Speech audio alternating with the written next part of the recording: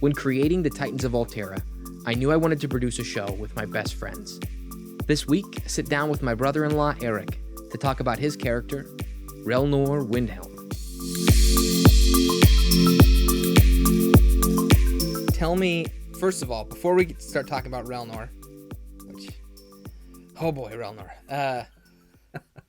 Before we get into that, or this game, I want to know a little bit about I want you to tell people a little bit about your experience with D&D thus far.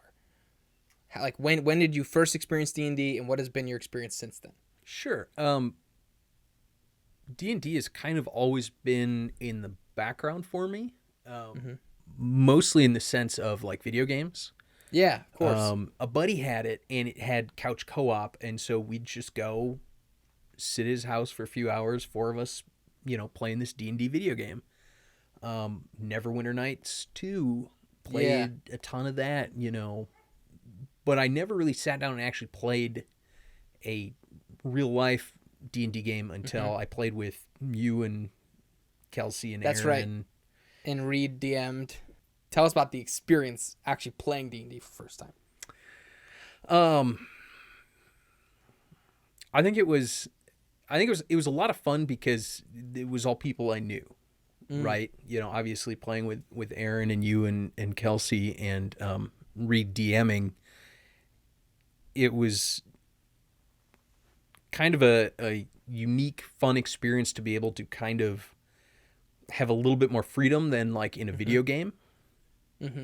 But then still get feedback from you guys and like, just kind of explore what that is to have a little bit more freedom and make decisions together collaboratively. Yeah, I'm not roped into like 3 dialogue choices or It's a little more open. Yeah. Even the like more railroaded D&D stories have vastly more options than any. And that also makes it I'd say harder too, because you can almost have too many options. And you get stuck at character creation. And sometimes I'll play like I'm playing actually a campaign with some friends online right now. Okay. And every once in a while I'm like, I'm pretty story driven. Yep. So I'm like, can we not spend the next hour shopping? You don't like that, the kind of the going to a new city and exploring the city, different shops and things? It comes and goes. If I think I'm getting something out of the story, I enjoy it more than if I feel like it's just filler. You don't like filler content? Not as much. No. Yeah, that'll be good for the show. You'll push me to like not keep create it moving. Filler content. I love that. I appreciate that. Okay. All right, Eric. I need to clarify this with the camera real quick with everybody watching. I'm glad Eric is in the party. And I sincerely think that every D&D group needs an Eric. I think it's valuable.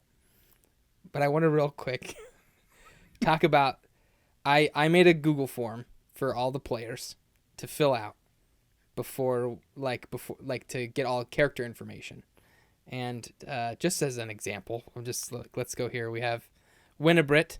I asked her what kind of clothes does Winnibrit wear, and Winnie wears pretty simple hooded robes that are good for traveling and moving around in. Nothing too flashy. Colors are up to you. So, it's a little bit of explanation. Eric, leather armor. Equipment, hand crossbow. Would you definitely have more equipment than that? And then personality, lighthearted. And the thing you expanded on the most was your appearance, and it was short-haired Thor, brown hair, blue eyes. Yeah. Have you seen him? It wasn't a ton to go on. No. But I'm not chiding you for that, because I know you, and I think there are things I extrapolate on what to expect of your character based on who you are. Sure. And I'm probably going to take some stuff from this interview. But tell me a little bit about your thoughts behind Relnor. Do we have a last name yet? Handrim. Yes. Relnor Handrim. Glad you remembered that, because I did not. Yeah. No worries. I knew I had it. No worries. Tell me a little bit more about Relnor Windhelm? Um, he plays D&D a lot like I do. We'll just have to wait and see what that's gonna be like. No, he's definitely so if I recall everything we talked about, he has some family history Yes. that Actually, I helped you with your backstory. yes, Yeah. you helped, Aaron helped. I got a lot of help because Yeah. I do so many things just kind of in the moment. I wing a lot of things. And that's fine. Not like that kind of character building doesn't have to come naturally to every player. Yeah. Yep.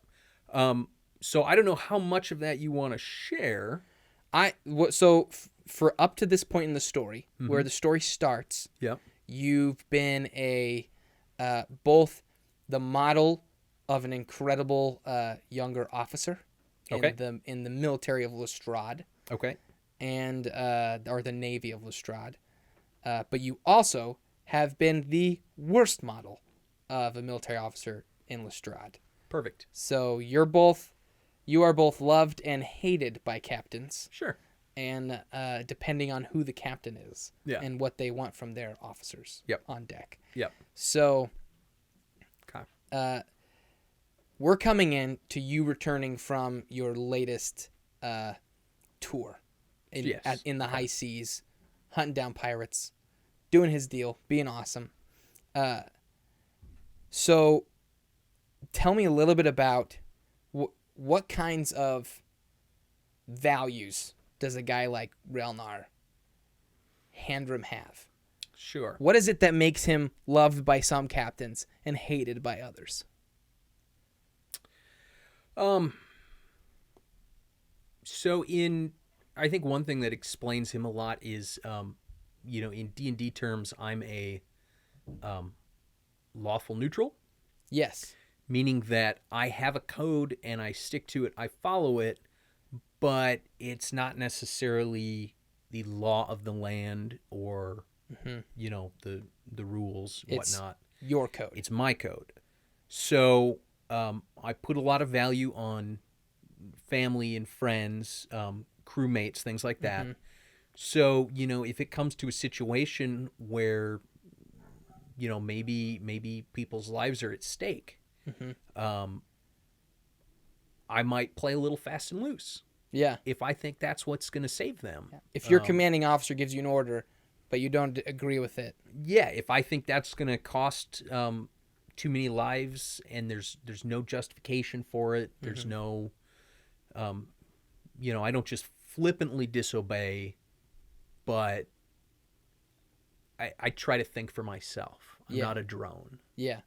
Would you qualify, which I think that's a very strong asset for a hero, but there is a flip side to that coin. Do you feel like maybe his stubbornness could potentially be a weakness at times? Yeah, absolutely. If I get in a situation and I see, to my mind that the answer is A, and I just get locked in there on A, maybe A's not the best. Maybe B. Maybe C. Maybe I don't even see those because... What would it take? I'm just curious because I'm learning here about Relnor. And I want to get as much information as I can in these brief, 10, 15 minutes. What would it take for someone to convince Relnor that A is wrong? What would one of your compatriots have to do? We don't have to tell them ahead of time, but just between you and me, is there a level of trust he would give to a certain person? Do they have to earn that with him, or is there like a golden snitch to getting him to change his mind about something? I don't think there's a golden snitch. I think it's pretty situational. I think it depends on the relationship with the person. Okay.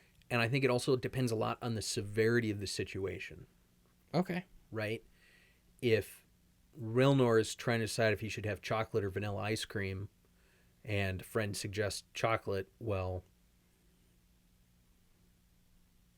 Maybe I was leaning towards vanilla, but Okay. it's not a huge problem in the grand scheme of things. Right. So the But situations matter. if I think half the fleet is going to go down, Mm-hmm. and I'm sure of that, yeah, it's going to take some Yeah. convincing from somebody very trusted, or Yeah. you know. Now, Relnor is the son of the previous High Captain of Lestrade, basically the King of Lestrade. Yep. And now in Lestrade's a meritocracy, so the being born the son of a person of high authority really doesn't mean anything when it comes to your advantages or disadvantages in life. Yeah. You earn your way. Yep. However, is it fair to say that Relnor, one of his biggest drives is to follow his father's footsteps? Or is it about following his father, or is it about making a name for himself? Yes. It's both. It's both. Because of his father and what his father has done, there's definitely a strong drive to be a successful captain, to to succeed in that sense. There's a love of the sea, but at the same time, he wants to make his own name. Right. So kind of, Doesn't want anything gifted to him. It's got to be earned. yeah. Yep. Okay. And where we're coming into the story, he specifically is trying to attain the rank of captain, Yes. to rise above into that position. Yep. So tell me a little bit about what are your hopes for Relnor in the story? I know that, like, we know what Relnor's hopes are. He wants to attain captain. He wants to make a name for himself. He wants to better the world, right? Yeah.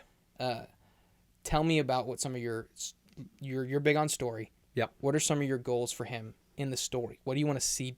How do you want to see him develop? What kind of challenges do you want to see him have to deal with?